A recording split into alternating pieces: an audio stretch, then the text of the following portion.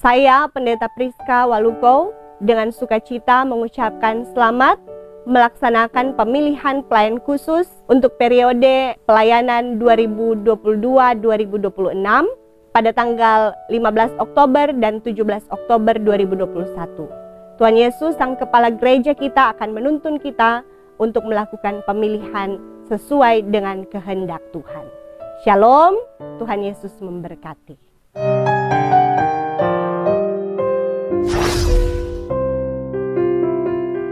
Shalom, damai di hati.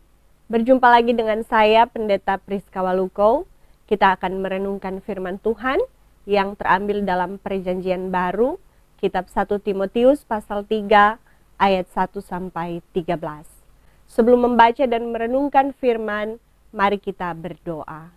Ya Allah, ya Tuhan kami di dalam Yesus Kristus, kami bersyukur dan berterima kasih kepadamu untuk kesempatan yang terindah yang Engkau beri bagi kami. Kami akan membaca dan merenungkan firman-Mu. Kami memohon Roh Kudus menolong kami semua, supaya kami boleh mengerti, memahami, terlebih melakukan firman dalam ketaatan. Hamba yang penuh kelemahan dan keterbatasan ini berserah. Biarlah Tuhan pakai menjadi berkat bagi semua yang mendengarkan firman. Terpujilah Engkau Tuhan Yesus, firman kehidupan. Amin. Bacaan ini ada dalam 2 perikop. Yang pertama, syarat-syarat bagi penilik jemaat, dan yang kedua, syarat-syarat bagi diaken. Benarlah perkataan ini, orang yang menghendaki jabatan penilik jemaat menginginkan pekerjaan yang indah. Karena itu penilik jemaat haruslah seorang yang tak bercacat, suami dari satu istri, dapat menahan diri, bijaksana, sopan, suka memberi tumpangan, cakap mengajar orang, bukan peminum, bukan pemarah, melainkan peramah, pendamai, bukan hamba uang, seorang kepala keluarga yang baik, disegani dan dihormati oleh anak-anaknya. Jikalau seorang tidak tahu mengepalai keluarganya sendiri, bagaimanakah ia dapat mengurus jemaat Allah? Janganlah ia seorang yang baru bertobat, agar jangan ia menjadi sombong dan kena hukuman iblis.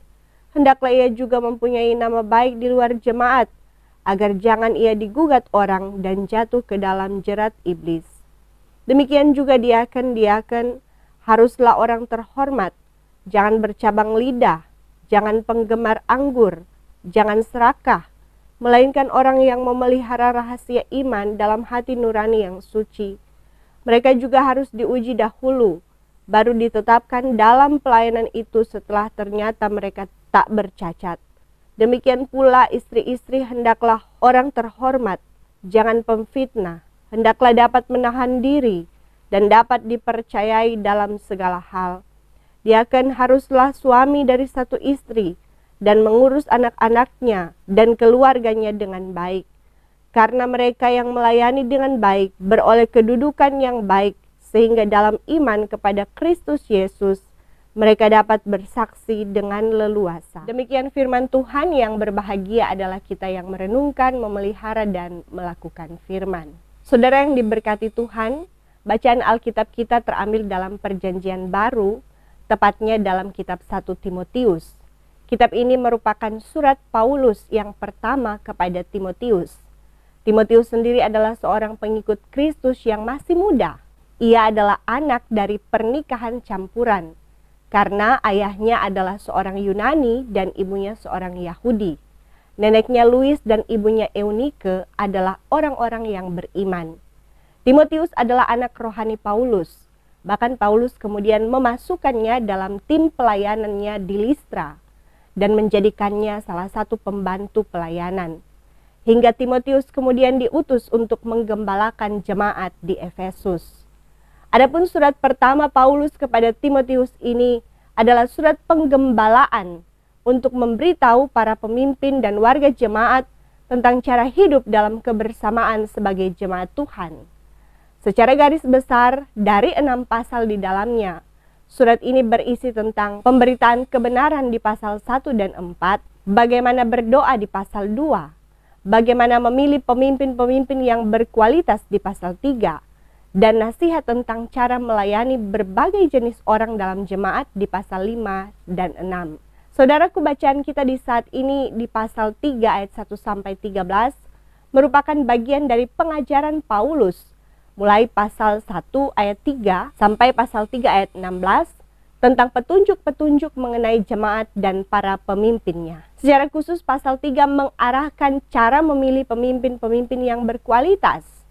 Ayat 1 sampai 7 menjelaskan tentang kriteria menjadi penilik jemaat. Penilik jemaat di sini dari bahasa Yunani, dari kata episkopos, dalam Alkitab bahasa Inggris versi King James, dari kata bishop, yang berarti uskup. Sedangkan dalam Alkitab versi New International, dari kata overseer, yang berarti pengawas. Saudara, bagi kita, penilik jemaat lebih akrab disebut penatua atau yang disebut presbiter. Hal ini dimungkinkan karena dalam Titus 1 ayat 5-9 ada syarat-syarat dari penatua yang sama dengan syarat untuk penilik jemaat. Di sini, orang yang ingin menjadi penilik jemaat dikatakan menghendaki atau menginginkan pekerjaan yang indah. Kita tahu bahwa surat ini ditulis pada abad pertama, di mana gereja dan orang Kristen dimusuhi oleh pihak Yahudi, Romawi, dan bahkan orang-orang Yunani yang menyembah berhala. Karena itu di masa sulit ini adalah luar biasa jika ada orang yang mau menjadi penilik jemaat. Karena sudah pasti resikonya akan sangat besar, akan banyak kesulitan dan tantangan yang dihadapi. Karena itu Paulus meninggikan jabatan ini dengan kata pekerjaan yang indah. Di samping itu secara teologis jabatan ini menjadi indah karena diyakini diterima sebagai anugerah dan kedaulatan Allah dalam tindakan Kristus yang memilih barang siapa yang layak bekerja baginya. Ini adalah sebuah kehormatan bagi mereka yang terpanggil dan terpilih agar Injil diberitakan, agar ada jiwa yang diselamatkan, dan terlebih Kristus dimuliakan. Selanjutnya kita melihat syarat-syarat yang diberikan bagi penilik jemaat atau penatua, yaitu orang yang tak bercacat. Dalam bahasa Inggris versi King James dari kata blameless, yang berarti tak bersalah atau bebas dari tuduhan, dan dari New International Version dari kata above reproach, yang artinya di atas celaan. Jadi maksudnya orang ini harus hidup sedemikian rupa sehingga ia ada di atas celaan atau tidak bisa dicela orang, atau bisa dikatakan bebas skandal apapun. Kemudian suami dari satu istri yang mengarah pada menjaga kekudusan perkawinan, termasuk kekudusan seksual. Ini pun termasuk tidak ada poligami dan persinahan. Dapat menahan diri atau dapat menolak berbagai godaan. Bijaksana yang tentu didapat dalam hidup takut akan Tuhan atau berhikmat. Sopan, artinya ia mampu menampilkan kehidupan yang harmonis, baik dalam berpikir, berkata, dan berperilaku sesuai nilai-nilai yang baik dalam pandangan jemaat dan masyarakat. Suka memberi tumpangan, yang dimulai dari pintu hati yang terbuka untuk mau menolong orang yang berkekurangan atau kesulitan hidup. Dengan kata lain, murah hatinya. Cakap mengajar orang, artinya ia mampu memberi pengajaran secara langsung kepada jemaatnya saat ada yang perlu digembalakan secara pribadi. Bukan hanya mampu berkhotbah untuk jemaat secara umum. Bukan peminum, yang dalam bahasa Manado orang bilang pangmabo. Karena seorang pangmabo biasanya tidak dihormati dalam jemaat dan masyarakat, karena tentu tidak menjadi teladan. Bukan pemarah, melainkan peramah dan pendamai, yang artinya tidak suka bertengkar, atau orang Manado bilang nyak pambakalai.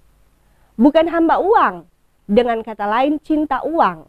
Dalam pasal 6 ayat 10 jelas tertulis bahwa cinta uang adalah akar segala kejahatan yang bisa membuat orang menyimpang dari iman dan menyiksa diri. Seorang kepala keluarga yang baik disegani dan dihormati oleh anak-anaknya, yang artinya ia mampu bertanggung jawab dengan baik bagi rumah tangganya, sehingga ia disegani dan dihormati oleh anak-anaknya. Jangan yang baru bertobat, agar jangan menjadi sombong, sehingga iblis berkesempatan menjatuhkannya dan mempermalukan jemaat karenanya. punya nama baik di luar jemaat, yang artinya ia dikenal sebagai orang yang baik, bukan hanya di lingkungan tempat tinggal atau di jemaat, tetapi juga di luar lingkungan terdekatnya. Saudaraku, selanjutnya di ayat 8-13, kita mendapati syarat-syarat bagi diaken.